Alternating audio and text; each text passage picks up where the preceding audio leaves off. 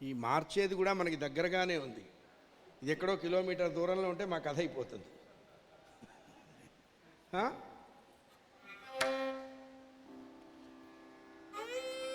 క్షీణబలమైపోయింది. ఎంత అధికారమైనా, ఎంత అహంకారమైనా, ఎంత దర్పమైనా శరీరం బాగా ఉన్నప్పుడే. శరీరం పడిపోయిందనుకోండి ఏమీ ఉండదు. ఇప్పుడు అదే అయింది గజరాజుకి. అలా చూసుకుంది. శరీరం చిల్లులు చిల్లులు చిల్లులు చిల్లులు పడి ఉన్నది. ఎట్లా ఎందుకు పడ్డదన్నారు? మొసలి కొట్టిన తోక దెబ్బలకి ఏనుగు శరీరంలో ఉన్నటువంటి మాంసం అంతా కరిగి ఆ చెరువు చుట్టూ ఎర్రని పారిపోయింది. తాబేళ్ళు, ఎండ్రకాయలు, చేపలు ఏవేవి ఏ రాసులకు వెళ్ళాలో వెళ్ళిపోయినాయి. ఎవ్వరూ రక్షించలా. ఇంతకాలం చెరుగ్గళ్ళు పెడితే తిన్నాయి, జొన్న కట్టెలు పెడితే తిన్నాయి, పచ్చిగడ్డి పెడితే తిన్నాయి. మొగుడు ఏ ముసలి చేత ఏడుస్తూ ఉంటే గట్టు మీద నించొని అంతే నాయన, ఎవరి అకౌంట్ వాళ్ళదే, ఎవరు ఇంకోళ్ళ అకౌంట్లో చేయి పెట్టకూడదు, అనవసరమైన ఇబ్బందులు వస్తాయి. ఈ వేదాంతం చెబుతున్నాయి ఆడ ఏనుగలు. మనమైనా అంతే చెప్తాం. మా కోసం కష్టపడ్డావా, నీ బుద్ధి ఏమైంది, ఈ డైలాగులు వాడతాం వాడికి ఇబ్బంది వస్తే. అప్పుడు చూసిందండి. విశేషం ఏంటన్నారు? దానికి సంసారం మీద విరక్తి కలిగింది. మన వాళ్ళు ఛీ అంటున్నా మనకు అనురక్తి చావట్ల. అదొక్కసారి ఇలా చూసింది. ఛే, దీన్నే ఇంతకాలం నేను నమ్ముకుంది. ఇక్కడే మంచి పద్యం చెప్పారు. మొసలి ఎలా ఉందో చెప్పారండి. పాదద్వంద్వము నెలమోపి పవన్ బంధించి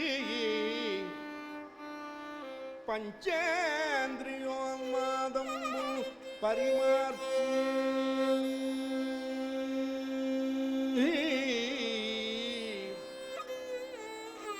బుద్ధిలతకు మరాకు హత్తించి. ఆ మొసలి ఎట్లా ఉంది అంటే తన రెండు కాళ్ళు నీళ్లలోకి తొక్కి పెట్టిందిటండి. శ్వాస తీసుకోవడం మానేసింది.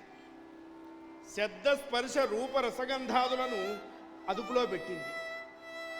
బుద్ధి అనేటువంటి తీగకి జ్ఞానము అనేటువంటి ఆకుని తొలగించింది టండి. ఎందుకు చేసిందండి ఇదంతా? ఈ ఏనుగు ఏమిటో తెలుసా? ఏ దివ్య పదమైతే తాను చేరాలో ఆ చేరటానికి ఇది ఒక సాధనం. అందుకని దీన్ని వదిలిపెట్టకూడదు అంటూ నిష్కేద బ్రహ్మ పదావలంబన గతిని క్రీడించు యోగీంద్రు మర్యాద నక్రము విక్రమించ కరిపాదాక్రాంత నిర్విక్రమయ్యి అని చెప్పాడు. అప్పుడు ఏనుగు పరమాత్మని నిర్విశేష స్థవం చెప్పారు వ్యాసమహర్షుల వారు. ఇది చాలా చోట్ల చెప్పారు గజేంద్ర మోక్షణంలో. ఇతమిద్ధంగా ఇలా ఉంటుందని చెప్పలా. ఋగ్వేదంలో 11 రుక్కులు ఉన్నాయి. కస్మై దేవాయ హవిషా విధేమా అని. దీనికి అనుసరణగా వ్యాసుల వారు చెప్తే వ్యాస హృదయాన్ని పోతన గారు ఎవని చేజలించు, ఇది కస్మై దేవాయ హవిషా విధేమాకి ట్రాన్స్లేషను. జగమెవని లోపల ఉండు లీనమై ఎవని యందుడిందు పరమేశ్వరుడెవ్వడు మూల కారణం వెవ్వడు అనాది మధ్యలయుడెవ్వడు సర్వము తానయైన వాడెవ్వడు. దీనికి శంకర భగవత్పాదుల వారు కస్మై దేవాయ హవిషా విధేమ అంటే తస్మై నకారాయ నమశివాయ, తస్మై మకారాయ నమశివాయ, కస్మై దేవాయ తస్మై శికారాయ, కస్మై దేవాయ తస్మై వకారాయ, కస్మై దేవాయ పంచాక్షర అలా వచ్చింది. వాని ఆత్మభవు, అది పరమాత్మ ఎవరికి భర్త అన్నారు? జీవుల యొక్క ఆత్మకు భర్త అని చెప్పాడు ఆయనండి. ఇది నిర్విశేష బ్రహ్మస్తవం. వాని ఈశ్వరుని శరణంబు వేడెదన్నాం. ఇక్కడ ఒక చిన్న విశేషం చెప్పారు పెద్దలు. ఏనుగా ధ్యానం చేస్తున్నప్పుడల్లా మొసలి నోరు తెరిచి వింటున్నదిట. ఇది పిలవటం మానేసింది. అంతేగా మొసలి గట్టిగా పట్టింది. అమ్మో అంది. అమ్మో కాదే, ఇందాక వెరైటీ డైలాగ్ అన్నావు, అది బాగుంది అది అని ఉంటాం. వెంటనే దానికి దేవుడు గుర్తొస్తున్నాడు. శ్రీధర స్వామి వారు, వంశీధర స్వామి వారు భాగవతానికి వ్యాఖ్య చేస్తూ అట్లాంటి మొసలి మనల్ని కూడా ఎప్పుడూ పట్టు ఉండాలి, ఇట్లా పడితే కానీ మనం భగవంతుడిని పట్టుకోలేమని చెప్తారు. అయ్యా ఎన్నో చెప్పారు. ఏ రూపంబున దీని గెల్తు ఇట మీదే వేల్పు చింతింతూ ఎవ్వారింజేరుదు ఎవ్వరడ్డమిక యువారి ప్రచారోత్తము వారింపందగువారలెవ్వలఖిర వ్యాపార పారాయణు లేరే మృక్కెద దిక్కుమాలిన మొరాలింపన్ ప్రపుణాత్మకు పిలిచింది పిలిచింది పిలిచింది కలడందురు దీనులైన కలడందురు పరమయోగి గణముల పాలన కలడందురన్ని దిశలను కలలు కలండనిడివాడు కలడో లేడో నాయనా నేను పిలవలేనురా. ఆ స్థితి దాటిపోయింది. నన్నెవరూ రక్షించలేరు. నువ్వు కూడా వదిలేశావు. నా ప్రాణాలు కూడా నన్ను వదిలేస్తున్నాయి. ఎట్లా ఉంది ఆ గజరాజు అన్నారు. ఇక్కడ చెప్తారండి, ఈ గజరాజు వృత్తాంతమా అన్నారు. కాదు కాదు, మన జీవుల వృత్తాంతమే చెప్పారు. లావొక్కింతయు లేదు ధైర్యము విలోలంబయ్యే ప్రాణం బుల్ఠావుల్దప్పెను మూర్ఛ వచ్చతను ఉండశ్రమం వయ్యడి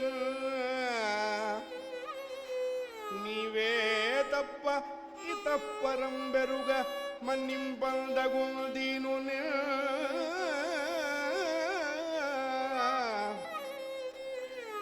రావే ఈశ్వర కవవే వరద సంరక్షింపు భద్రాత్మక హరి.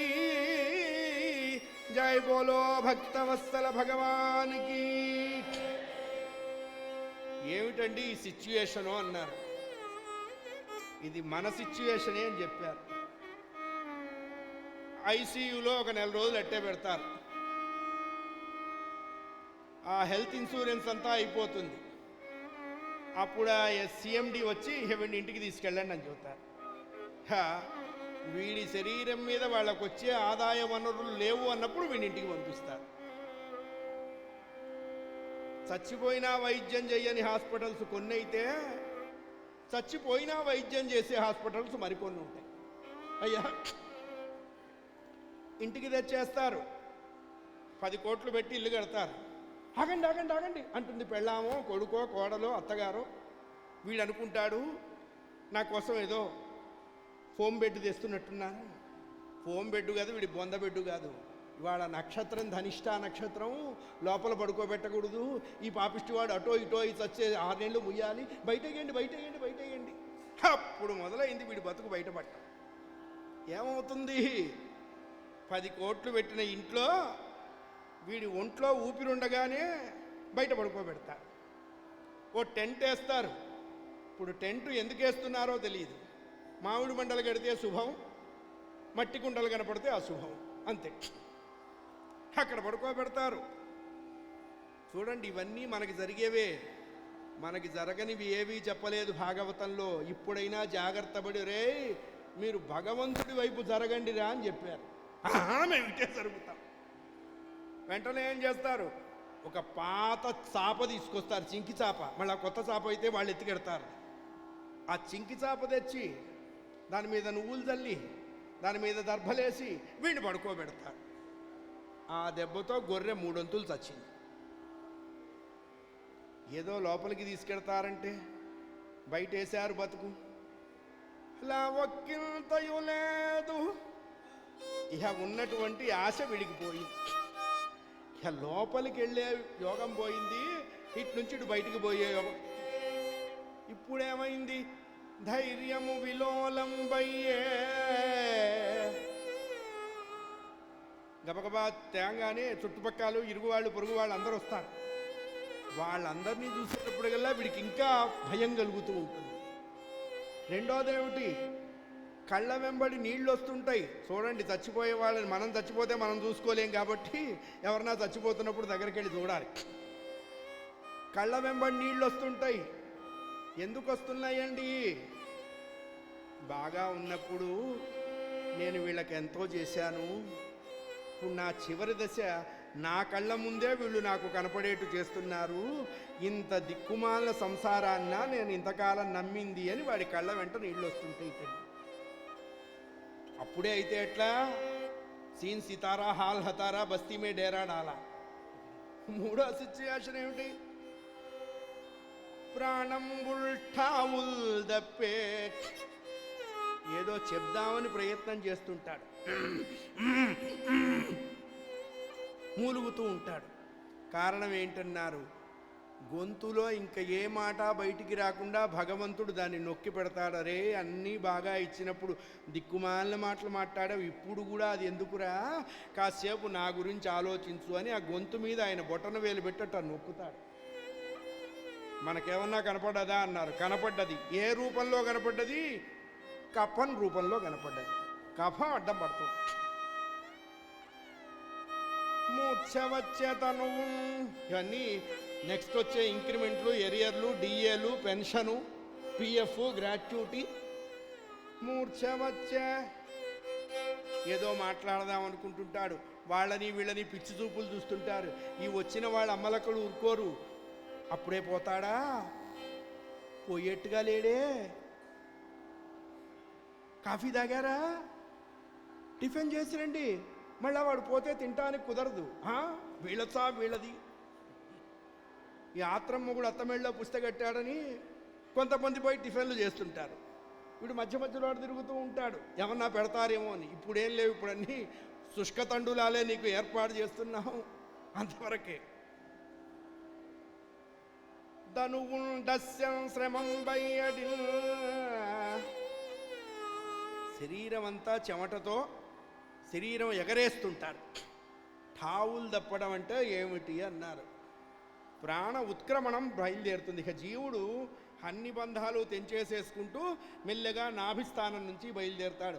ఎలా బయలుదేరుతాడు ఈ ప్రయాణం అన్నాడు. ముందర బొడ్డు దగ్గర ఎగురుతుంటుంది. అక్కడి నుంచి మెల్లగా ప్రాణం ఇలా వస్తుంది. ఇలా వచ్చి ఈ కంఠం దగ్గర కాసేపు గుడగుడగుడగుడగుడగుడమంటుంది. అక్కడి నుంచి ఈ చెవి దగ్గరికి ఎడుతుంది. మీరు బాగా పరీక్షగా చూడండి. శరీరం వదిలేటువంటి వాళ్ళ కుడి చెవి ఎవరో కదిలిస్తున్నట్టుగా టకటక కదులుతూ ఉంటుంది. పెద్దవాళ్ళు ఆ చెవి దగ్గర కదలటం చూసేటప్పటికల్లా ఇక చెయ్యి జారిపోయే టైం వచ్చిందమ్మా అంట. అందుకే అప్పుడు ఏం చేస్తారు అన్నారు. ఆ చెవిలోకి వెళ్ళి ఓం నమో నారాయణాయ శ్రీరామ రామ రామేతి ఏదో ఒక మంత్రం చెబుతారు. ఎందుకు అన్నారు, ఆ చెవికి కలుగుతున్నటువంటి ప్రాణ ఉత్క్రమణ భయం నుంచి ఆ జీవుణ్ణి శాంతపరచడం కోసం ఆ మంత్రం చెవిలో చెప్తూ ఉంటారు. అంతా అయిపోయింది. తర్వాత ఏమైంది అన్నారు. కటకట కట్టుకొని అందరినీ ఓసారి చూస్తుంది. ఎవరి గోల్లో వాళ్ళు ఉంటారు. చూడండి, ఏడ్చేవాళ్ళు ఎవరు లేరు. ఏం ఏడుస్తానులే, ఏం మిగిల్చి చచ్చాడని ఏడవాలి, అవన్నీ వింటుంటాం. పాపిష్టివాడు మామూలుగా ఏడిపించాడా? ఉన్నప్పుడు ఏం ఎగిరాడు, ఇప్పుడు అనుభవిస్తున్నాడు. ఇంతకంటే మరణం లేదు. మనం బ్రతికుండగానే మనల్ని నీచాతి నీచంగా దూషిస్తున్నటువంటి ఆ మాటలన్నీ విని అప్పుడు అనుకుంటాం, భగవంతుడా నేను బతకలేనురా, నాకు చావివ్వు అని. వీడి చేత చెంపలేయించి అప్పుడు ఇస్తాడు ఆయన. ఎవరికైనా జరిగేది అదే. ఎంత గొప్పవాడికైనా అన్నీ జరగకపోయినా ఇందులో ఏదో ఒకటి ఫేస్ చేయాల్సిందే.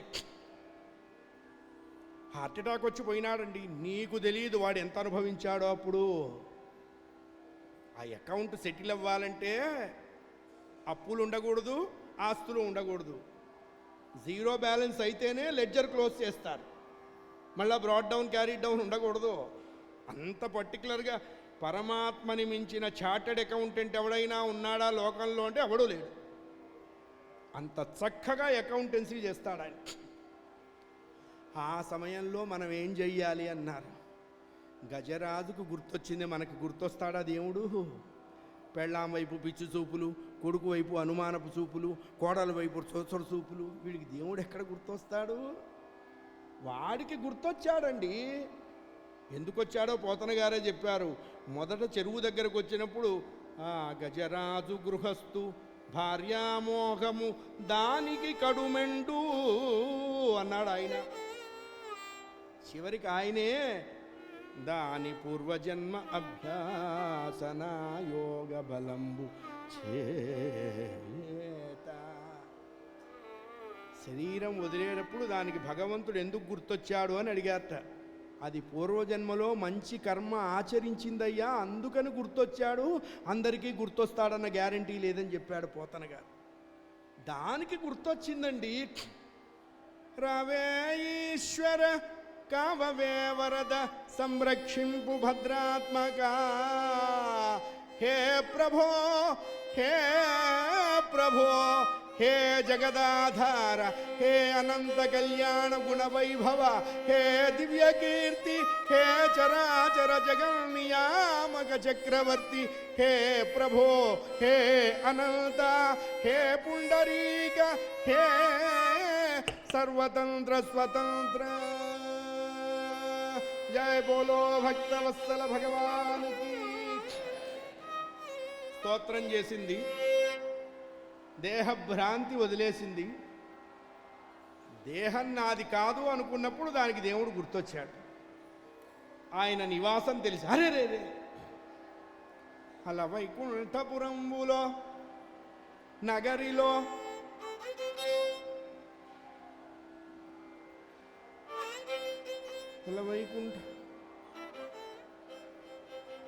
వైకుంఠపురంబులో నగరిలో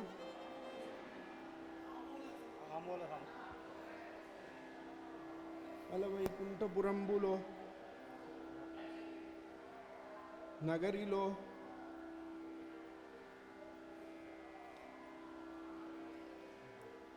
వ్రాస్తున్న పోతన్న గారికి అంతవరకే గుర్తొచ్చింది, ఏనుక్కి అంతవరకే గుర్తొచ్చింది. నాకు గుర్తుందండి. నాకు గుర్తు లేకపోతే నన్ను ఎప్పుడో గిద్దలో పెట్టి అరగిద్ద మోతేసేవాడు.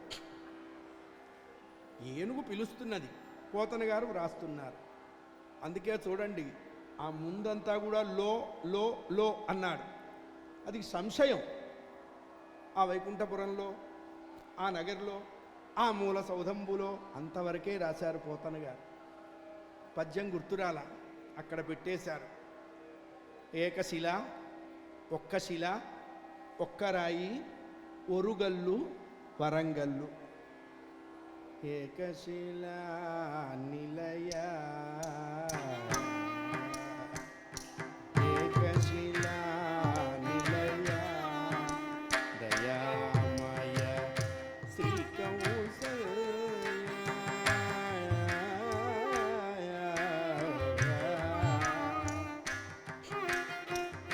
శ్రీరమణీ కుచ దుర్గ విహారే, సేవక జన మందిర మందారే, పరమహంస ముఖ చంద్రశేఖరే, పరమహంస ముఖ చంద్రశేఖరే, పరిపూరిత మురళీరవధారే,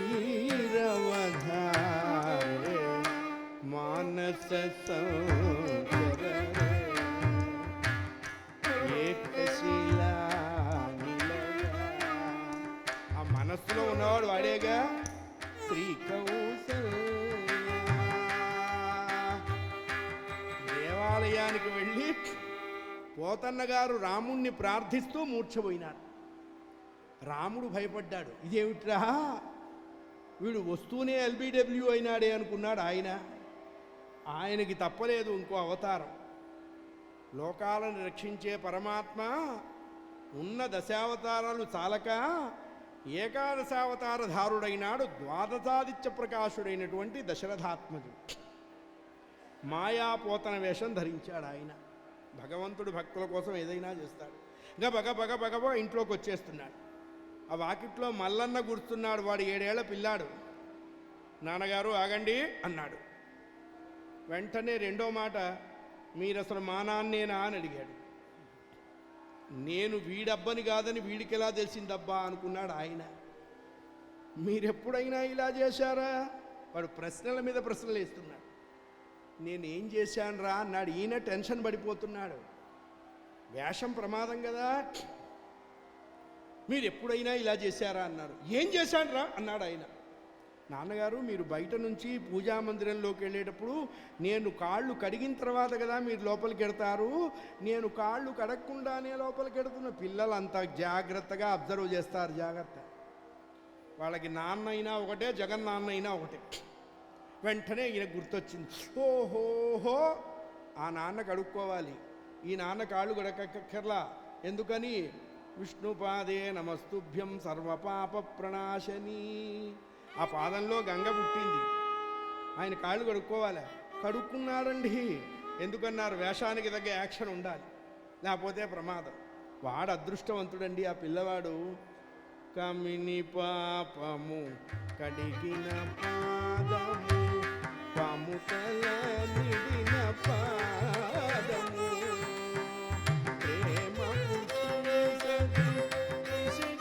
పాదము, పామిడి తురగపు పాదము, బ్రహ్మ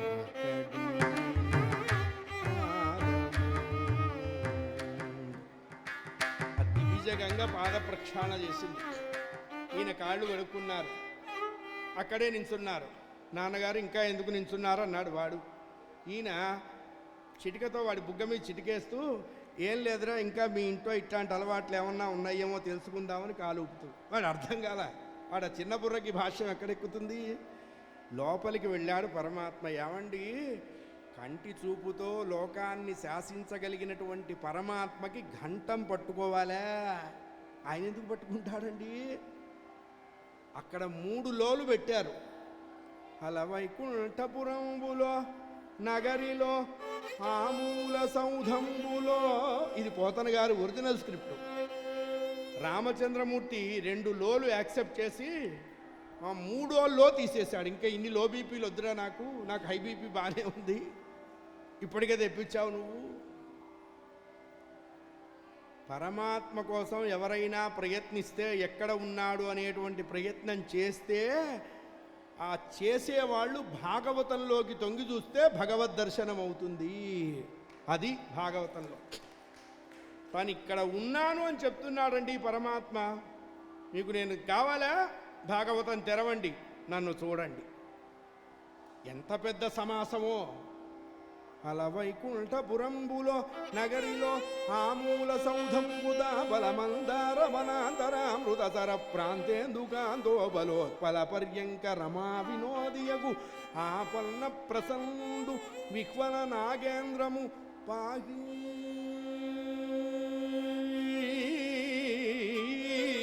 పాహీయన కుయ్యాలిచి. ఏమండి, రాముల వారికి కూడా తెలుగు మీద చాలా ప్రేమ. కుయ్యమని వినపడ్డది. ఇదంతా తెలుగే కదా. పాహి, ఈ 2 అక్షరాలు ఎందుకు వేశారు అన్నారు. ఆయనకి దేవభాష అంటే ఇష్టమయ్యా, ఆయనకి పార్షియాలిటీ ఉంటుంది. రక్షించు రక్షించు అంటే ఆయనకు అర్థం కావచ్చు, కాకపోవచ్చు. పాహి అంటే తొందరగా వస్తాడని ఆ సాంస్క్రిట్ 2 వర్డ్స్ విష్ణుమూర్తి తనకున్నటువంటి సంస్కృతం మీద ప్రేమతో ఆయన దాన్ని అక్కడ అప్లై చేశాడు. మనమేమన్నా మార్కుల కోసం చచ్చిపోతుంటాం దాని వెనకాల పడి. సంస్కృతం వెంటబడితే సంస్కృతి వెంటకొస్తుంది.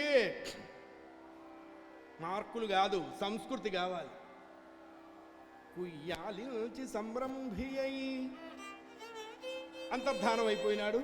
సరే, గుళ్ళో పడుకున్న ఆయనకి తెలివి వచ్చింది, పద్యం కూడా గుర్తొచ్చింది. తలకు ఒక్కుంటూ రాముడికి నమస్కరిస్తూ ఇంటికి వచ్చేశాడు. మల్లన్న కాళ్లకు నీళ్లు దే అన్నాడు. వాడు క్వశ్చన్ మార్క్ మొహం పెట్టాడు. నాన్నగారు మీరు బయటికి ఎప్పుడు వెళ్ళారు అని. నేను ఇప్పుడే వస్తున్నా. లేదు లేదు, మీరు వచ్చారు, నేను కాళ్ళు గడిగాను, ఇంకా తడి కూడా ఆరలేదు చూడండి అంటే, భగవంతుడు తన అస్తిత్వాన్ని నిరూపించడం కోసం అక్కడ ఒక జత తడిపాద ముద్రలు పోతనకి దర్శనమిచ్చినాయండి. అది అంత భక్తి కలిగితే భగవంతుడు మన ఇంటికే వస్తాడు. అంత భక్తి కలిగించుకోవటానికే ఇదిగో ఇట్లాంటి సత్సంగాలన్నీ కూడా. ఏదో వీళ్ళు పెట్టిన అన్నం తిని మంచి నిద్రపోయి తెల్లారలేచి గోదావరిలో స్నానం చేసిపోతే ఏం ఉండదు, ఒంటికున్న దుమ్ము పోతుంది, జన్మకున్నటువంటి పాపం పోదు. జన్మకున్న పాపం పోవాలి అంటే ఈ సంఘంలో భాగం పంచుకోవాలి, ఈ సంఘంలో భాగస్థులం అవ్వాలి. ఆ భావానంద సరస్వతి స్వామి వారి భావాలకి కొద్దో గొప్పగైనా దగ్గరగా రావాలి. వస్తే ఏమవుతుంది అన్నారు, లోకంలో అన్ని భావాల యందు అభావం కలుగుతుంది. అయ్యా పోతన గారు మల్లన్నని కౌగలించుకున్నాడు.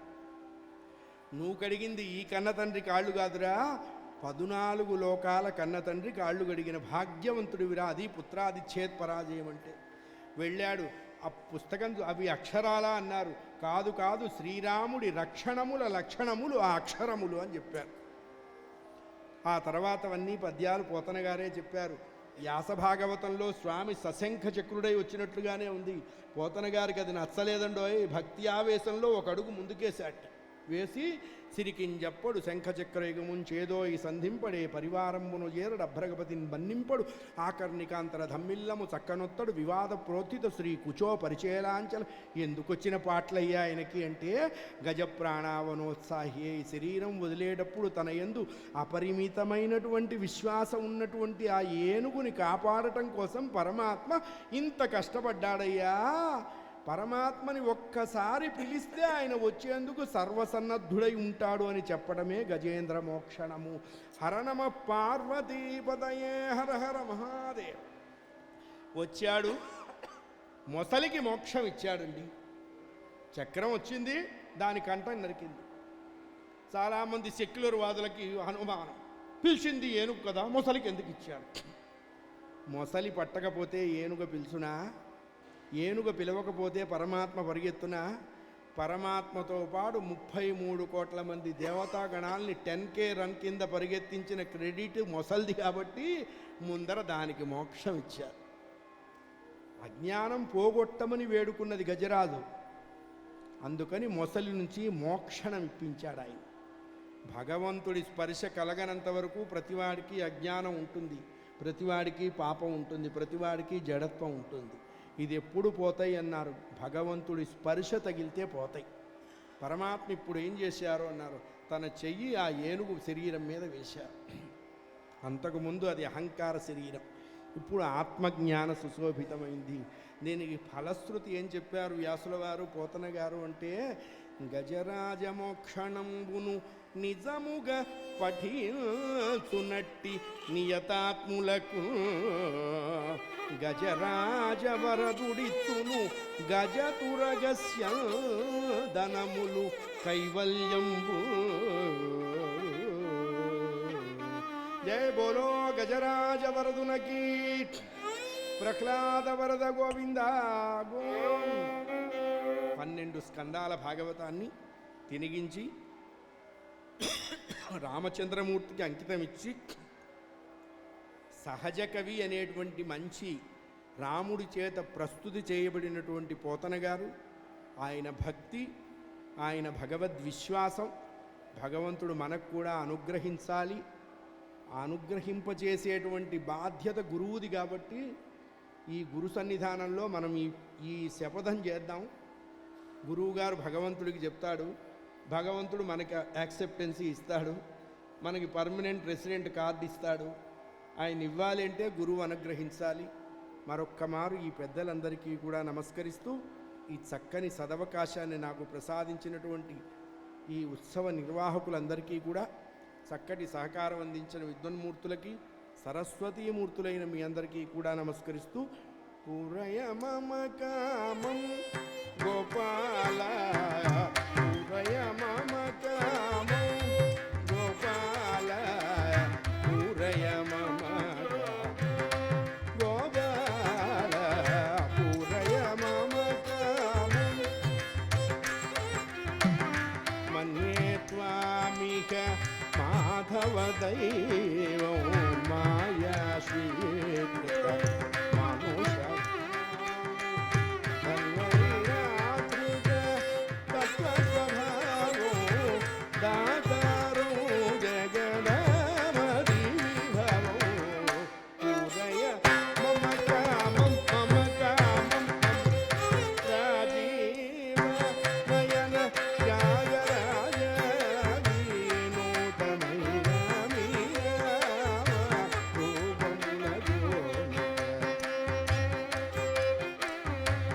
మంగళం భగవాన్ విష్ణు మంగళం మధుసూదన మంగళం పుండరీకాక్ష పుండరీకాక్ష మంగళం గరుడధ్వజాయ శ్రియకాంతాయ కళ్యాణ నిధయే నిధయేర్థినాం శ్రీవేంకట నివాసాయ శ్రీనివాసాయ మంగళం అజ్ఞానాం జాహ్నవీతీర్థం విద్యాతీర్థం వివేకినాం సర్వేషాం సుఖదం తీర్థం భారతీ తీర్థమాశ్రయే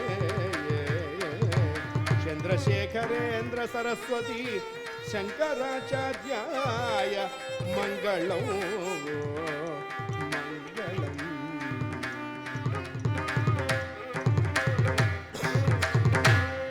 జయ బోలో భక్తవత్సల భగవాన్ కీ యశోదానందునకు